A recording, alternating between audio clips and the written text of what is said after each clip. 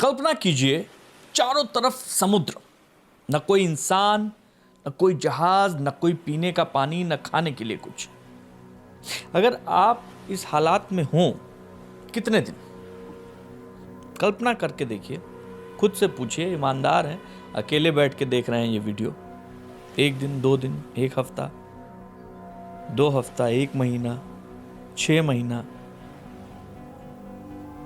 लेकिन दुनिया में एक ऐसा इंसान भी था जो 1, 2, 3, 4, 6, 10 दिन नहीं, पूरे 438 दिन, यानी लगभग 14 महीने, 1 साल 4 महीने तक समंदर के बीच अकेला जिंदा रहा। यह कहानी है जोस साल्वाडोर अल्वारोंगा की, और यकीन मानिए किसी फिल्म की स्क्रिप्ट नहीं है बल्कि हकीकत है। 17 नवंबर 2012 मैक्सिको के समुद्र तट से एक छोटी सी मछली पकड़ने वाली नाव समुद्र में निकलती है।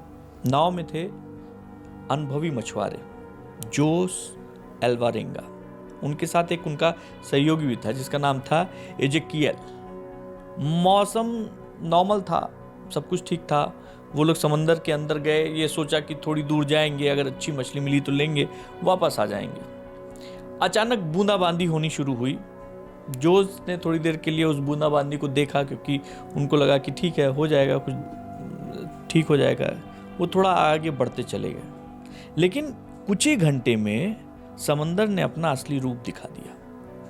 एक तूफान आया, इतना भयानक तूफान कि नाव का इंजन बंद हो गया, रेडियो खराब, जीपीएस पता नहीं, और नाव समंदर की उन विशाल लहरों के भरोसे कब, कहां, कैसे गुजरी, किसी को कुछ पता नहीं चला था।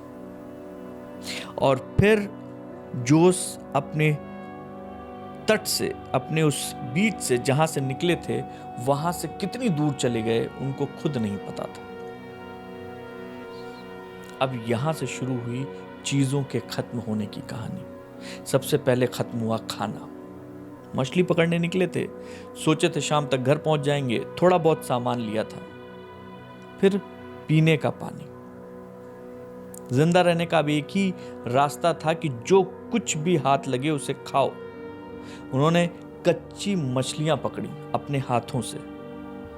समंदर में जो पक्षी होते हैं, सीगल्स, उनसे जो है उनको पकड़ा, उनके मांस खाए।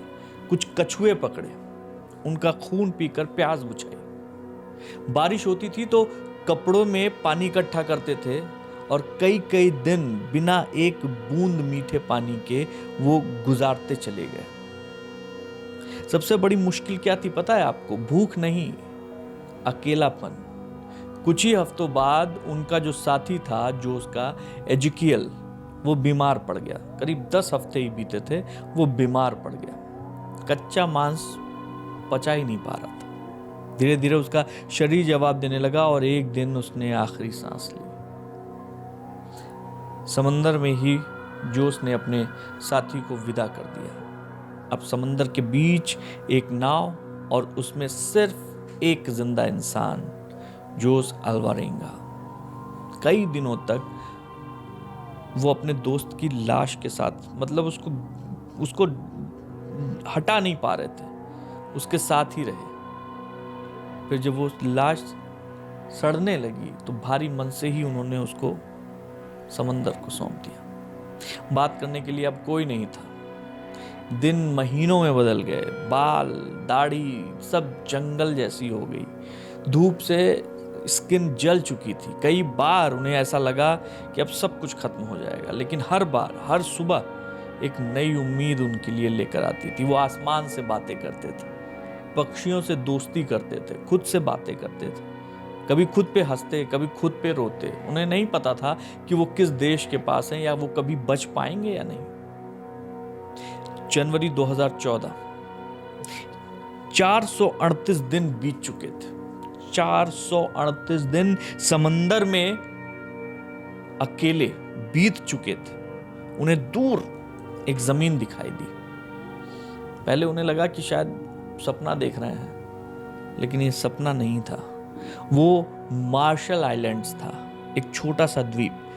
उन्होंने किसी तरह तैर कर, रगड़ कर किनारे तक पहुंचने की कोशिश की और वो पहुंच गए। जब स्थानीय लोगों ने उन्हें देखा तो यकीन नहीं कर पा रहे थे कि एक इंसान इतने दिनों तक समंदर में कैसे जिंदा रह सकता है।